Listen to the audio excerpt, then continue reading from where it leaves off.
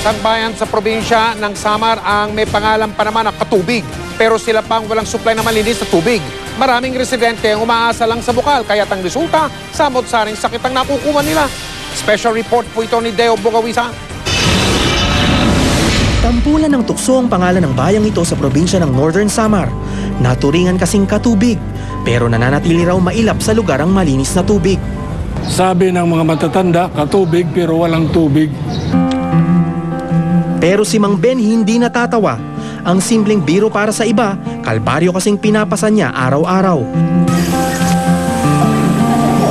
Patay ang tao pag walang tubig. Kasi hindi mo kayo makainom diyan sa sapa kay daramang tao nga sa area. Kabilang ang Katubig sa halos 500 bayan sa buong Pilipinas na hanggang ngayon daw ay walang mapagkukunan ng malinis na tubig. Sa 47 barangay ng Katubig, 2 lang ang may mapagkukunan ng ligtas na inuming tubig. Walang gripo, walang poso. Ang kaisa-isang bukal sa barangay ni Mang Ben, makailang ulit na raw nagdulot ng typhus o typhoid fever sa kanyang pamilya. At sa marami pang iba.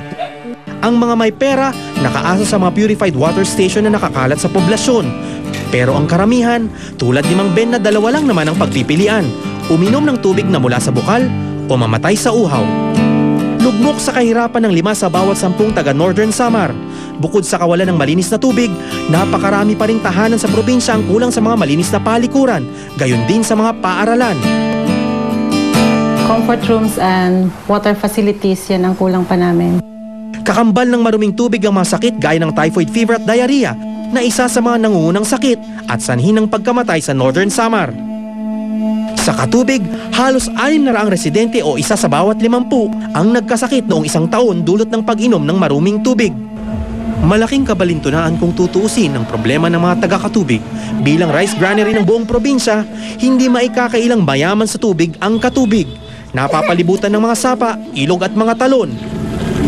Yun nga lang, walang pasilidad ang bayan para sa lain at linisin ng tubig. Sa ngayon, nahirapan talaga kami ng tubig kasi nag-ano na lang kami sa mga private water source na bumibili na lang kami. Naghihintay talaga ako ng tulong galing sa pamahalaan kasi ang magandang source ng Katubig is 15 kilometers away. So malaki talaga ang kakailanganin namin na pondo. Nakakatagal raw ang isang tao ng walang pagkain hanggang 1 linggo o walang tubig hanggang 3 araw. Pero gaano ka kaya katagal mabubuhay sa araw-araw na pag-inom ng tubig na kontaminado? Pag safe ang tubig mo, syempre, ang buhay natin ay mahaba-haba. Hindi katulad dito na batang-bata pa namamatay na dahil sa diarrhea or acute gastroenteritis. Ito, ang dahilan lang ay maruming tubig. Ang malinaw, 5 taong mas maiksi ang buhay ng mga Nortehanon kumpara sa ordinaryong Pilipino. Deo Bugawisan, Nakatutok, 24 oras. Kalagitnaan ng tag-init pero bumuhos ang malakas na ulan sa maraming bahagi ng bansa nitong weekend. At sa linggong ito hanggang sa mahal na araw, asahan daw ang panakanakang pag-ulan ayon sa Pag-asa.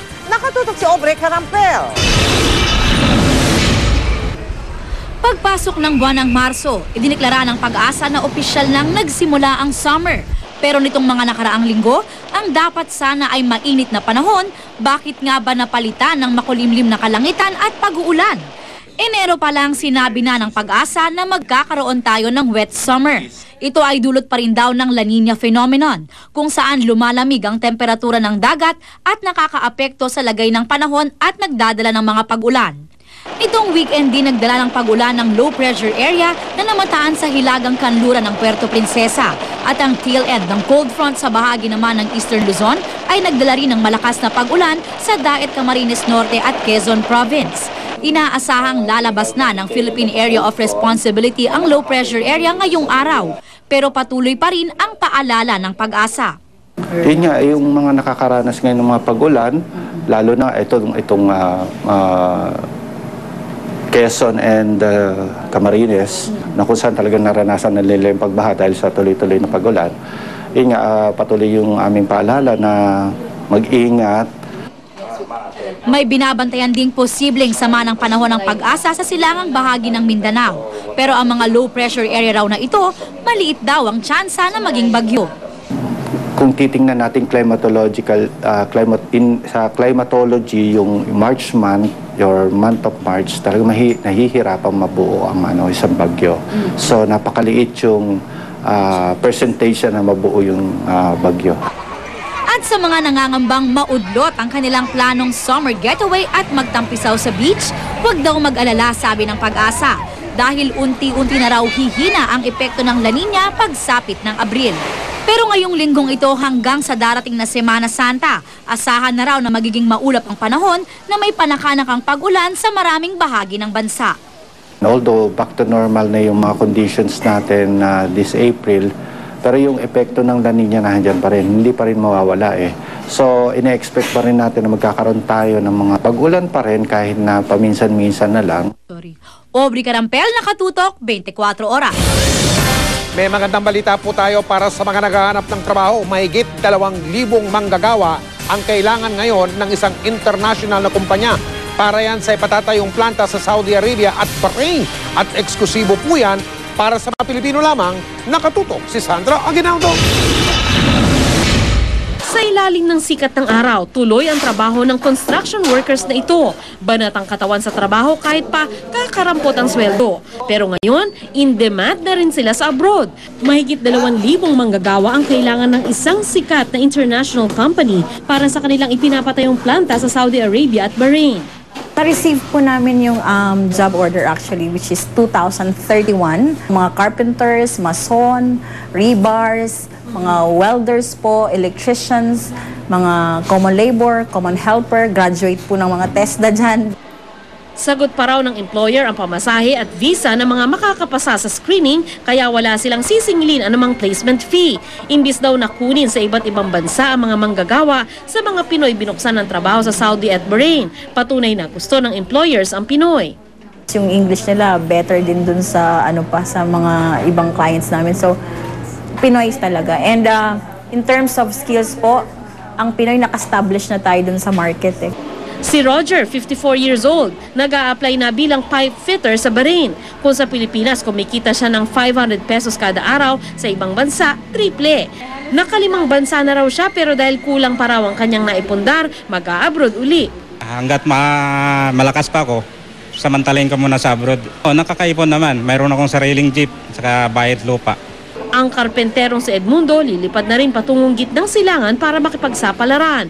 Kung dati daw, 240 kada araw siya, sa abroad, mahigit 600 pesos ang katumbas ng 8 oras na trabaho niya. Libre pa ang pagkain at tulugan. Kasi yung kita ko dito sa Philippines, maliit lang. Hindi makasupport sa kailangan ng 2 kong anak. Ang mga interesado mag-apply, pwede raw tumawag sa mga numerong ito. Kabilang sa requirements ang passport, NBI clearance, employment certificate o kaya ay TESDA certificate. Ang naturang ahensya ay lisensyado sa ilalim ng POEA. Paalala naman ng POEA, siguruhing may lisensya ang ahensyang lalapitan nyo. Tanging sa mga otorisadong tao lamang makipag-usap. Puntahan ang rehistradong opisina ng ahensya at doon lamang makipagtransaksyon. Kung may placement fee, huwag magbayad ng labis sa itinakdang halaga. Sandra Aguinaldo, Nakatutok, 24 Oras. Galit namang nagmarcha ang libu-libong OFW patungo sa tanggapan ng Department of Health. Ang panawagan nila, ibasura na ang proseso kung saan pwede lang magpa-medical exam ang mga aplikanteng OFW sa mga klinikang kinikilala ng ilang bansa sa gitnang silangan. Doble na daw ang bayad, mas matagal pa ang ganoong sistema. Nakatutok si Micaela Papa. Sa tanggapan ng Department of Health na nawagan ang libu-libong OFW na aksyonan ang kanilang hinaing laban sa referral decking system ng Gulf Cooperating Countries Accredited Medical Clinics Association o GAMCA. Ang GAMCA ay grupo ng mga clinics na accredited ng iba't ibang embahada ng Middle East countries. Bago kasi maproseso ang isang aplikanteng OFW, kailangan gawin muna ang kanyang medical exam sa alinman sa 17 accredited private clinics sa Metro Manila. Reklamo nila, pahirap daw ang ganitong sistema. Matagal at mas mahal daw kumpara sa DOH accredited clinic sa bansa. Yung lang may mga pa-x-ray, ilang beses kami pabalik-balik. Hindi naman kami pinaano kung Kung may pera kami, madali lang makapasa yun, aalis ka agad. Kung dati 1,250 ang halaga ng medical exam, ngayon halos umabot na ito sa 3,000 piso. Kayo naman yung ahensya ng pamahalaan na in charge dito sa medical clinic, kansilahin ang lisensya ng mga medical clinic na hindi susunod. Noong 2001 pa raw ipinagbawal ng DOH ang naturang sistema sa bisa ng Administrative Order No. 5. Naisabatas namin ito noong 2010 sa pamamagitan ng Republic Act 10022 at maaaring magpa-medical exam sa anumang DOH-accredited clinic. Mag-ipon lang tayo ng ebidensya that this taking system exists. If found violating, pwede ho natin bigyan ng sanctions yan. That will involve yung revocation ng kanilang mga accreditation from DOH. Ang problema, kahit naglabas na ng cease and desist order ang DOH laban sa GAMCA, ang embassy ng ilang Gulf countries tulad ng Oman, Kuwait at Qatar, mula lang sa GAMCA clinics ang tinatanggap na medical exam. Sa pahayag na ipinadala sa GMA News ni GAMCA Manila President Dr. Rodolfo B. Ponsalan, hindi raw nagsasagawa ng decking ang GAMCA Manila. Ang punong tanggapan ng GAMCA sa Riyadh, Saudi Arabia ang siyang pumipili ng mga accredited clinic. Ayon kay Raul Hernandez, tagapagsalita ng DFA, pag-aaralan pa nila ang sitwasyon upang malaman kung ano ang maitutulong sa mga OFW. Micaela Papa, Nakatutok, 24 Oras. Susunod! Lalaking gagraduate na sana sa koleyo ngayong araw na ito. Nasawi ng mabangga ng bus ang sinasakyan niyang motorsiklo sa Ilocos Sur.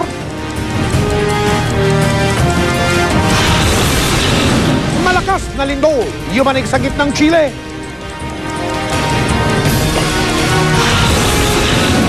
Mga tauhan ng MMDA sa EDSA, ayan, pinag-shorts na parang mga Boy Scouts. At ang pasiksiyan ng mga Kapuso Stars sa tinatawag na bikini party sa Boracay. At iba pang mga balita. Eksklusibo ang sagot ni Jose Manalo kaugnay sa kasong isinampa ng kanyang misis na si Annalyn. Tututukan natin sa pagpapatuloy ng 24 oras.